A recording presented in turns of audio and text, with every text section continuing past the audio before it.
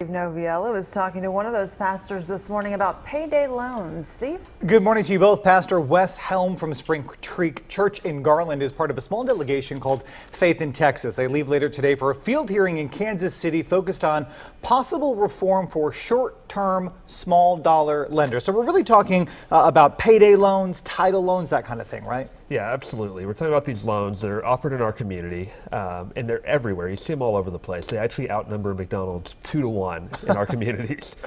And they're loans that are usually offered on a short term, anywhere from 2 weeks to 6 months, with tremendous interest rates. We're talking in Texas an average over 400%. For folks who might say, well, who on earth would do something like that? I want to show you an interesting statistics here to kind of put this in perspective for people. A study by the Pew Charitable's Trust finds approximately 12 million Americans using payday loans each year, spending an average of $520 in fees to borrow repeatedly just $375. So really, we're talking about really big financial penalties here. And I have to say, the question I had when I first heard about this segment was, this is an interesting combination, faith and finances. What's the connection here? Well, I mean, as people of faith and working in our churches and our congregations across the community, we work with people in every aspect of their life, and a big part of all of our lives are our finances. And our scriptures have a lot to say about finance, both in terms of how we manage our own finances and our responsibility in that, but also about how we deal with others in our finances, how we lend money, how we treat employees, things like that. Our scriptures are really vocal about it. So for us, we look at every aspect of it. And for me, I didn't know what payday loans were 2 years ago. And I had this guy come in and he was looking for help. He was an elderly gentleman. And I was going through his budget with him, looking, and his budget was really trim. And I came to one line that was $1,000 a month to payday loans. And I said, well, when are you going to be paid off with this? And he looked at me, and I'll never forget, he looked at me and said, oh, I'll never pay those off. That's just my fees and interest. I'll pay on those till I die.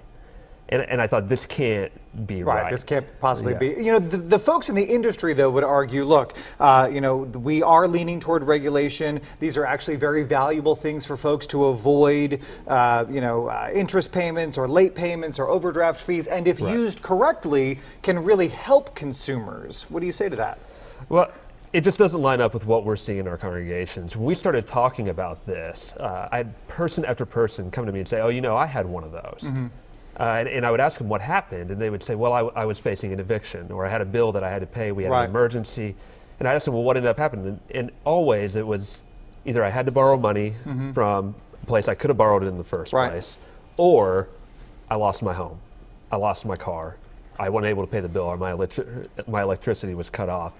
So they end up facing these consequences anyways, except for now with a mountain of debt. I think that people mistakenly think, okay, well, I'll get it back in 2 weeks, and generally they don't. Right. Real quick, I just want to talk to you. You're testifying at the hearing, of course. What kind of reform would you like to see?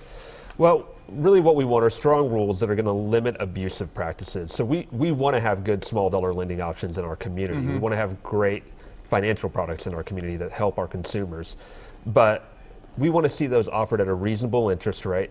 We want the industry to be really looking at, can the borrower repay the loan I'm offering them? Or is this going to create a debt trap where they're going to be stuck in debt for months and months or even years at these high interest rates? We want them to have to really do some good underwriting where they're offering something that's really going to help our consumers, not hurt them. All right, Pastor Wes Helm, we certainly appreciate it. We wish you guys a safe trip. For a link to find out more information about these types of loans and, of course, the payday lending industry in general, you can head to our website, fox4news.com.